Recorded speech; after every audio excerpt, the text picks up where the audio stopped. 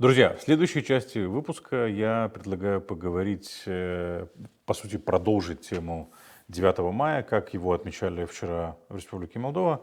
И поговорить об этом я предлагаю с Марианной Присяжнюк, журналисткой информационного агентства «Главкон Стоп Фейк» из Украины. Марианна, приветствую вас. Здравствуйте. Да. Рад вас видеть. Благодарю вас, что пришли к нам в эфир. Как вы расцениваете то, что вчера происходило в Комрате и в Кишиневе, с вашей точки зрения? Как вы на это Ну, смотрите и что это было? Да.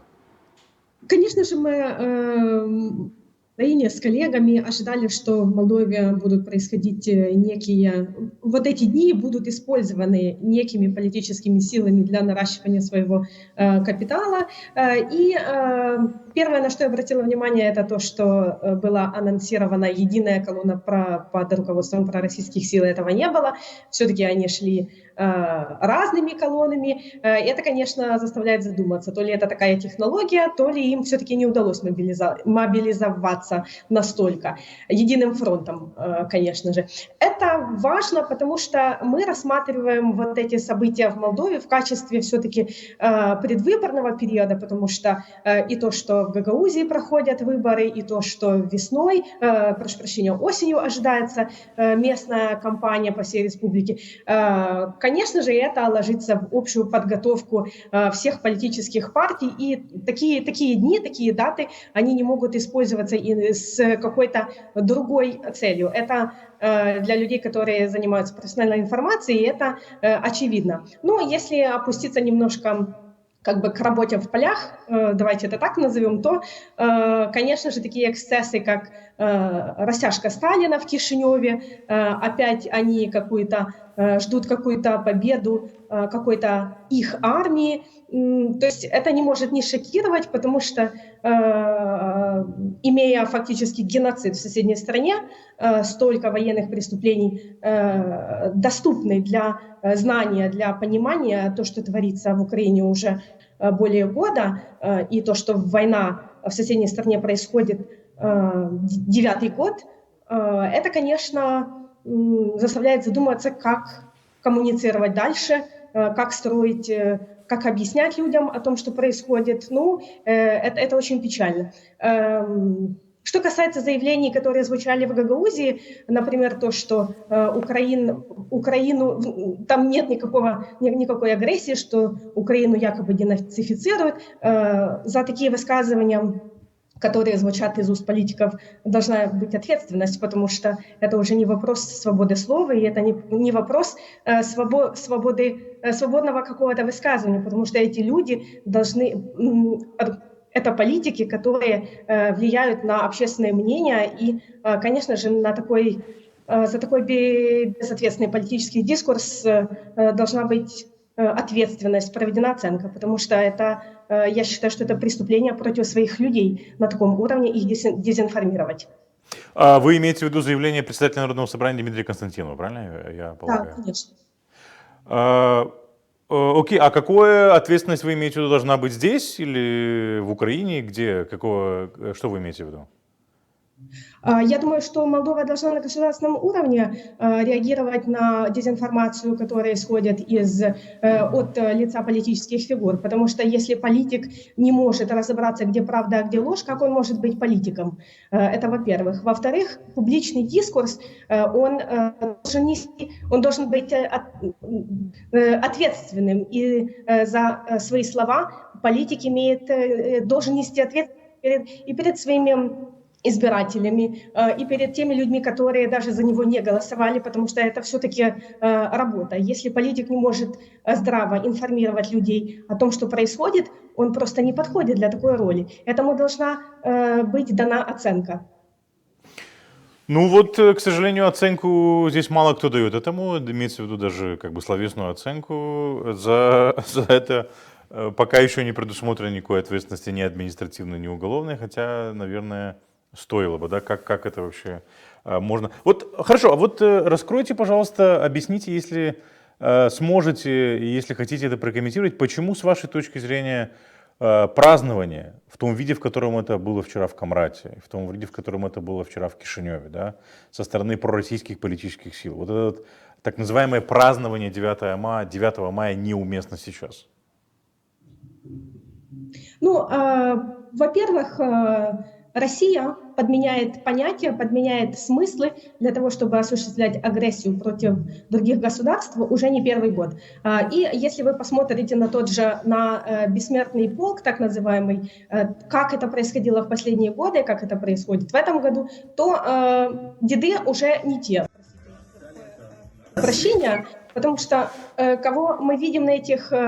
Я абсолютно не хочу обидеть чью-то память, но как бы нас в Украине обижает то, что на этих палках часто появляются такие люди, как Моторола, как Гиви, такие, вот, например, в этом году российские оккупанты, которые пришли на нашу землю, тоже устраивали на фронте какой-то бессмертный полк. То есть нас, конечно, для нас это проблема. И я хочу здесь подчеркнуть именно тот момент, что вот такая подмена смыслов и есть гибридной стратегией, как оправдать военные преступления, как оправдать убийство других людей, как оправдать захват чужих государств, территорий. Поэтому это очень опасно.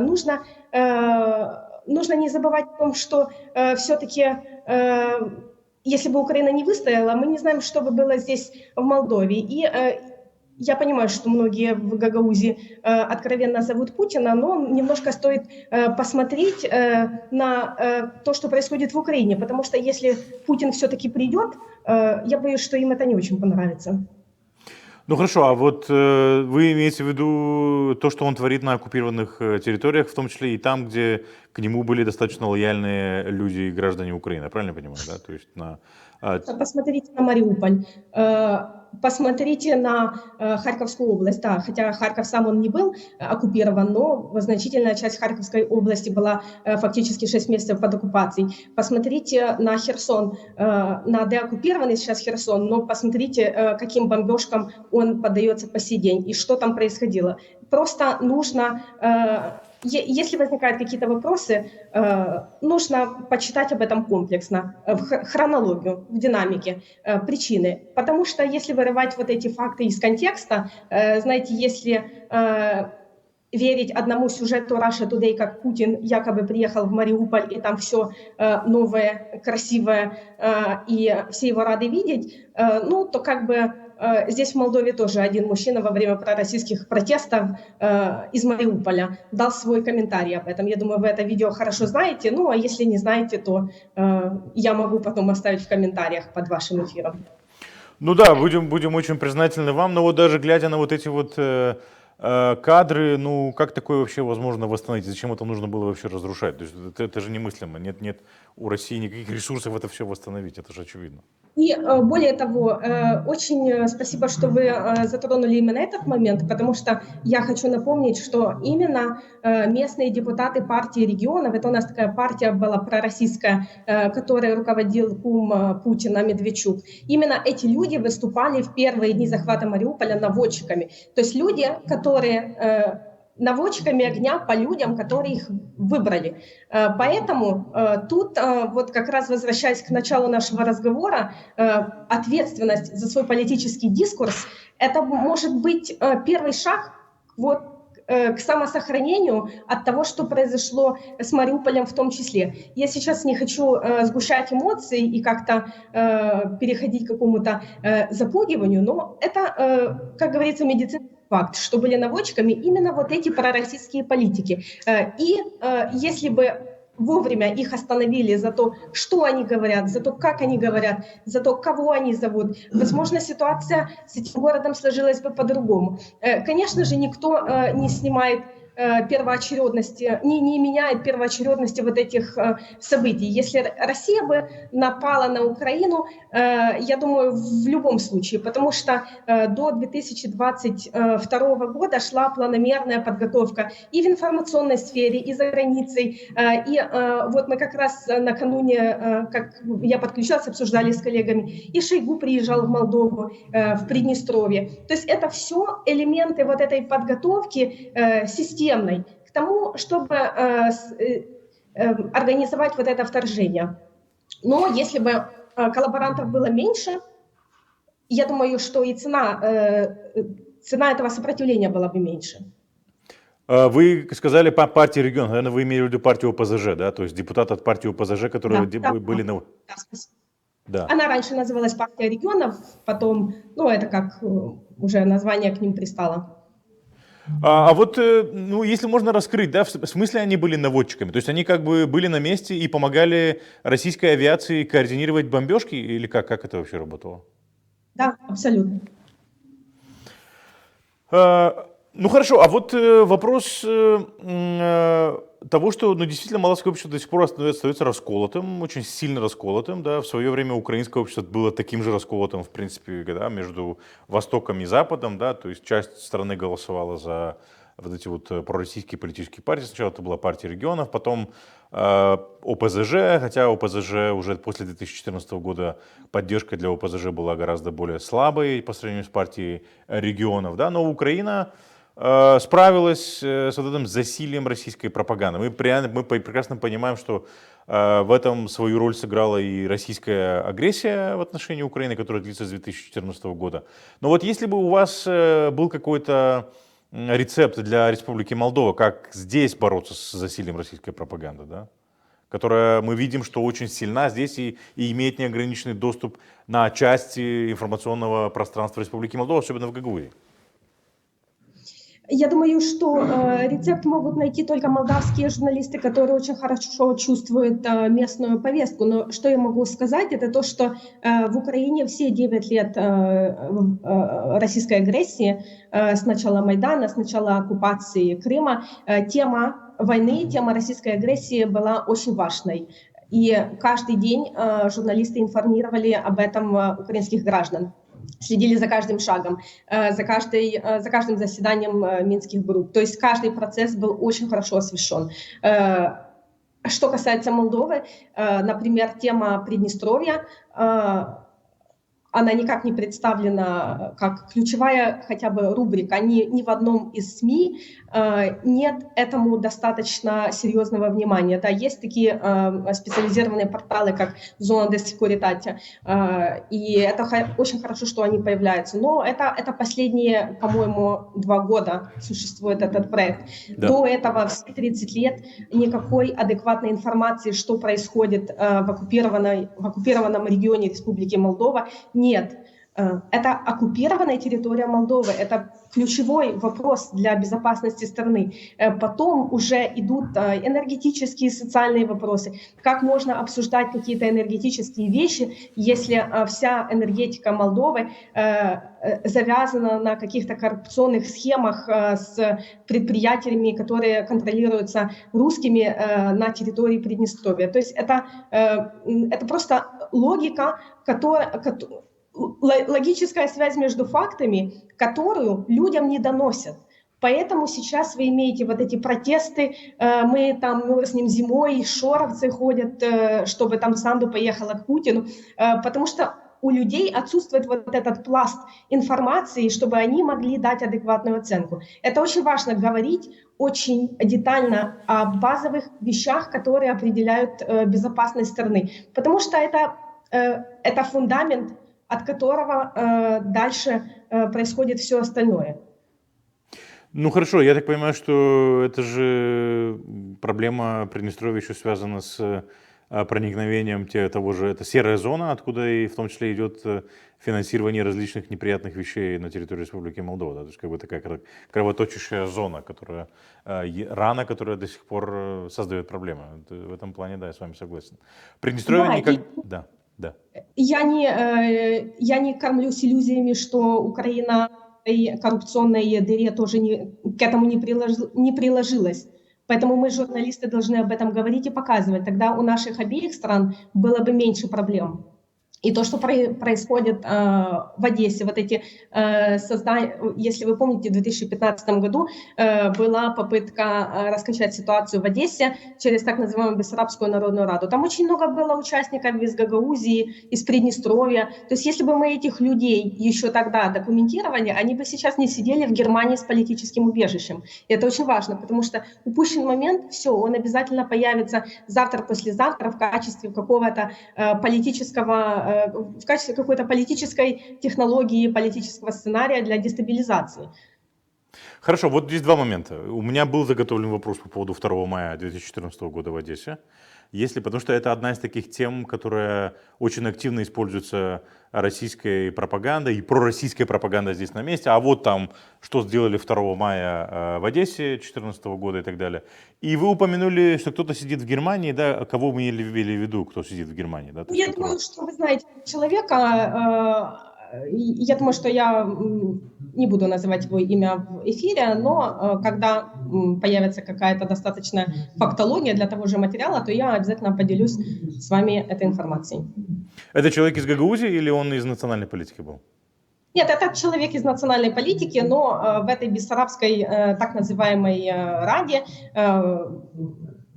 приглашали, ну как приглашали, ехали и люди из Гагаузии, и господин Букарский там был, что-то там читал, и около него вот эти пешки парадодоновские тоже. Очень часто, вот, кстати, на митингах... Марьяна, вас не слышно? Алло. Да. Так слышно? На Да. каких-то массовых собраниях 2 мая ранее участвовали и люди с Приднестровья. И это как происходило? Потому что когда ты пишешь про какое-то событие, смотришь, ага, а что я писал об этом в том году? Какие-то лица, где-то начинает появляться информация, что вот задержан там гражданин Республики Молдова, там какой-то Тирасполь. То есть это все потом выходит... И мы видим, что из этих анклавов, там, где вот такое очень концентрированное присутствие и российской агентуры, и непонятные настроения циркулируют, которым мы не уделяли вовремя достаточно внимания, как журналисты, и как гражданское общество, и как, наверное, и к правоохранительным системам могут быть очень много вопросов, то вот получаем вот участие вот таких вот гибридных элементов для раскачки ситуации. Ну, вот здесь как раз вот ко 2 мая. Да, 2 мая. Как бы, если бы вы могли раскрыть и развенчать основные мифы, да, о том, что вот якобы там чуть ли не это было организовано, подавили там, не знаю, народную волю и так далее. Что это было 2 мая, я имею в виду Дом профсоюзов, да, потому что, понятное дело, что это трагедия, там тут важно как бы понимать и украинский взгляд на 2 мая в Одессе, потому что здесь, безусловно, представляется только пророссийский взгляд на эти события. Ну, во-первых, нужно знать, что из тех людей, которые погибли в Доме профсоюза, да, присутствовали даже некоторые граждане России. О каком геноциде русскоязычных в Украине мы можем говорить, если приехали граждане России устраивать какой-то заказной митинг по захвату административных зданий, как это происходило в Донецке, в Луганске, почему-то сейчас оказался геноцид. Нет, это, ну, конечно, проблема в том, что Украина тогда эти элементы не выявила вовремя, и они бы сейчас могли здорово находиться в тюрьме или в других местах ограничения свободы, ну и оставаясь живыми. Вот это единственное, что я могу сказать о некоторых погибших. Другой момент. Здесь нужно понимать, что если бы тогда украинская самооборона проявила какую-то активность, проактивность, я бы сказала, то сейчас горячо любимой молдаванами, в том числе Одессе, был бы Донецк номер 2 или Луганск номер 2. Это второй момент. Ну и третий момент, как бы, что касается мифов, наверное, не менее важный это то, что все-таки погибло 6 человек, вот эти антимайдановцы, так называемые, русские граждане, и они убили 6 человек из украинского митинга, проукраинского, ну, я так обозначаю, чтобы просто понимать стороны противостояния. Ну, проукраинский митинг, он состоял в основном из болельщиков Черноморца, по-моему, да, и Харьковской команды, футбольной команды. Там, по-моему, был марш болельщиков футбольных команд, если я не ошибаюсь. Это проукраинский митинг, правильно? Ну да, там были не только болельщики, но смотрите, пока проходил в Украине проукраинский марш, я пока здесь не вижу какого-то конфликта с логикой. В Украине проходит проукраинский марш за целостность Украины. Да. Антимайдан, палаточный городок, который располагался на Куликовом поле, и участников которого тренировал человек, гражданин Российской Федерации, я сейчас вам так сходу не назову фамилию, но это как бы вы тоже можете проверить, выступают против проукраинского митинга в Украине. Понимаете, как бы что-то тут не так. И как бы люди, которые приехали из России, потом почему-то они не могут быть объектом какого-то нафантазированного геноцида, потому что они приехали разрушать страну, они приехали захватывать город, они приехали делать в Одессе ДНР. То есть вот как это было. Ну, то есть это, соответственно, была реакция общества на вот эти все проукраинской части общества, на вот эти попытки создать в Одессе Буджакскую Народную Республику, назовем ее так. Да, так? конечно, конечно. И реакция украинского народа, она действительно начинается с самых глубоких слоев общества, потому что если вы даже посмотрите, как начиналось полномасштабное вторжение и территориальная оборона, и в селах, в районах фермеры угоняли танки, то есть это, в противостоянии российским оккупантам были задействованы все.